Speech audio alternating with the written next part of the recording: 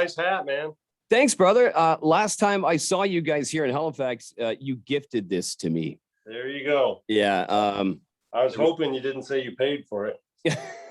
Well, hey, not that I wouldn't, although radio's come a long way. But the whole aspect was Single Man was just about to come out, and it was coming out on my birthday that year. We happened to be hanging out at Casino Nova Scotia, and you guys were like, "Hey, we got to get you some swag." So sure enough, I was like, "Well, man, I gotta sport it today." Absolutely.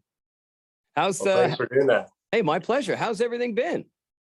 Man, it's been awesome. I cannot complain. It's been, it feels like things are back to normal. We're putting out music for the first time in forever. We're touring. Family's doing amazing. So everything's great. And I mean, let's talk about family, obviously, because over the last little while, there's been a new dynamic to High Valley, of course. Yeah, Curtis is doing awesome. Him and his wife just took a position up in our hometown as camp directors of a Bible camp up there, like a summer camp. So he's just living the small town dream up there. Honestly, my whole family is my 3 sisters, Curtis, Brian, everybody's up there other than me and my mom and dad. My mom and dad live down here in Nashville 4 months out of the year. So that's always good when they're out here to hang out with us. Well, easy babysitting for sure, for one. But the other thing is having that close connection to family, because I know that's always been a huge thing with you guys. Yeah, it's crazy. You'd think we'd have mom and dad as babysitters, but they're more like chauffeurs, because my boys play so many sports. We give them a list every Thursday, and it says, okay, Friday, Cash has baseball at this city, and Drew has basketball in Cincinnati, and Cash is going to be in Pigeon Forge for football. And it's just like, they put on so many miles following our kids around. It's awesome. That's why I'm sure they love it at the same time, right? Yeah, we all do. My mom's like the snack lady, so she always brings the cut up oranges. Yeah, well, she actually has sugar-free Rice Krispie, Rice Krispie squares. Like, she makes homemade ones with a chocolate coating in the middle between 2 of them. So it's like this Rice Krispie sandwich. It's amazing. And did you say sugar-free too? Like, yeah, sugar-free. We're kind of a healthy family, so we turned my mom on to all this like sugar-free options for everything, and she's been sticking to the rules and making all kinds of good snacks.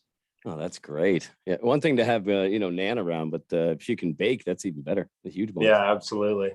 So speaking of bacon, you've had some babies in the oven, so to speak, with regards to songs. Let's go that way. Oh wow, I like that segue. I was like, where on hang on going? Hang on. New album Way Back is coming out very soon. May 20th is the launch date. 13 tracks, including some wicked collabs. Let's talk about them ever so briefly.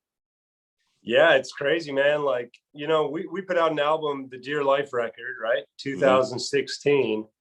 And although in Canada it was all new songs, in the US, Make You Mine and She's With Me were the 2 flagship songs off of that record. And those, of course, were from 2014 on the County Line record in Canada. So in some sense, to me, it feels like 8 years since I've had an actual full brand new record, which is just crazy. In between, we did the Grew Up on That EP, which was so fun and so cool, but it's still not the same as doing a full on album. So if you could ever say we've waited a long time for a record, now would be the time to say that. It's been a long, long time, and I'm just so pumped about it.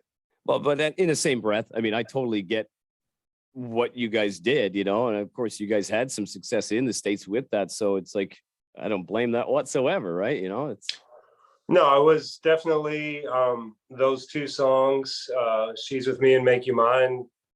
I've been life-changing for me and for my kids, and hopefully for their kids. It's been something to be very thankful for, but I'm just excited for the new chapter. And of course, we'll always play any of the hits live, but we're also excited to start playing some of this brand new stuff. And cranking out the new stuff. Hey, man, I'll be honest, like I only heard it a little bit, because when I first heard it, I had to play it again. That's the lead single, Country Music, Girls, and Trucks, with another, again, the collabs. It's pretty cool that you've teamed up with Granger Smith here. Yeah, it's really cool. Granger's been a good buddy of mine, and two of my favorite songs that I wrote, he ended up recording in the last few years. That's Why I Love Dirt Roads. And then another one called Bye Boy Baseball, which is probably my favorite song I've ever been on. Cool. And he recorded both of those. And when I wrote, I think the most stereotypical, country title in the history of country titles, Country Music, Girls and Trucks, I was like, man, that sounds like a Granger Smith song. And I was about to pitch it to him. And then I thought, I got a little selfish. I was like, why wouldn't I ask him to sing on my record instead? So that's what we did. And he said yes, under one condition. I had to fly to his ranch in Texas to shoot the music video. I actually just got back. And that sounds horrible, man. it was a country boy's dream. And I thought I was very country until like he invited his friends over, and it's like, he had a guy who builds army trucks from scratch, like welds them together. He had a girl who catches catfish barehanded. Oh, noodling. Those are nuts. Noodling, yeah. It's insane, man. And it was, he said, do you want to go mudding? And I said, yes. But what he really meant was, do you want to get nauseous and spin around in circles for hours and pray like crazy that you don't die from rolling a truck? And I thought I was pretty country, but then I went and hung out with Granger, and I don't know, he's got a lot more country street cred for sure. Well, he's got a bit more twang, a bit more of that. Yeah. that totally adds to that song. But I think the two of you together is a great fit. So, and then I love it so much. It feels like every time I drive, we live half an hour out of Nashville, and when I drive even further south to just get even more into the middle of nowhere, I've got a farm out here, and when I drive there, I listen to Country Music, Girls and Trucks a few times just to make sure it fits. And I'm like, yep, this feels about right if you're doing that thing. It's a great, to me, spring summer song as far as I'm concerned, So, oh, thank you. It's got a great feel, and in true High Valley fashion, in checking out these 13 tracks, you were a writer on each and every one. So, no slowing down for you. Yeah, man, I just love songwriters so much, and I love all my buddies and friends that I got to write with on it. There's a few new writers that I'd never ever wrote with before.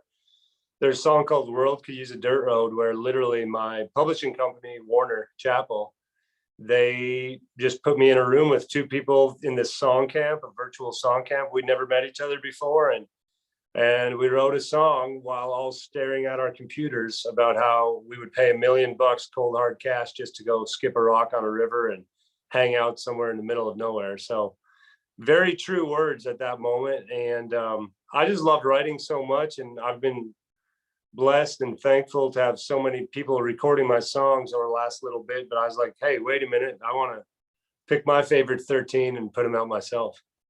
Well, we're glad you did, man. I'll be honest. It's great to hear and see new stuff from High Valley coming out, especially now that, it seems that we're all kind of coming out of hiding, right? So yeah, exactly. It's great timing.